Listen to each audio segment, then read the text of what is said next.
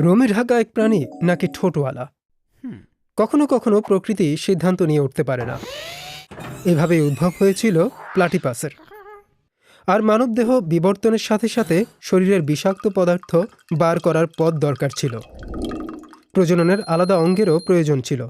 তাহলে এদের একসাথে মিলিয়ে দিলেই হয়।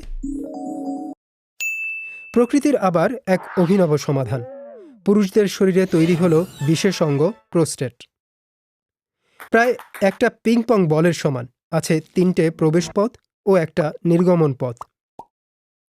এর ঠিক উপরেই রয়েছে মূত্রাশয়, যা কিডনি দ্বারা উৎপাদিত মূত্র সংগ্রহ করে। প্রোস্টেট একটা নিয়ন্ত্রণ কক্ষের মতো কাজ করে। যৌন উত্তেজনার সময় ফুলে ওঠে এবং স্ফিংটারের সঙ্গে মিলে মূত্রনালীতে প্রস্রাবের প্রবাহ বন্ধ করে দেয়।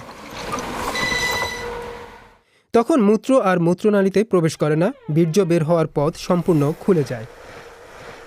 শুক্রাণু এবং বীর্যের প্রায় 5% উৎপাদন করে অন্ডকোষ বা টেস্টিক্যালস।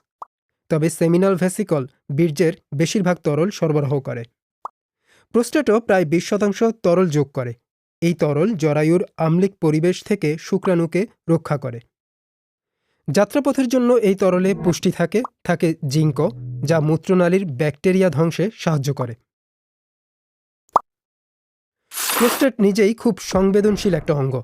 এতে রয়েছে অনেক স্নায়ু প্রান্ত। দুর্ভাগ্যবশত এখানে আক্রমণাত্মক টিউমারও সহজে হতে পারে।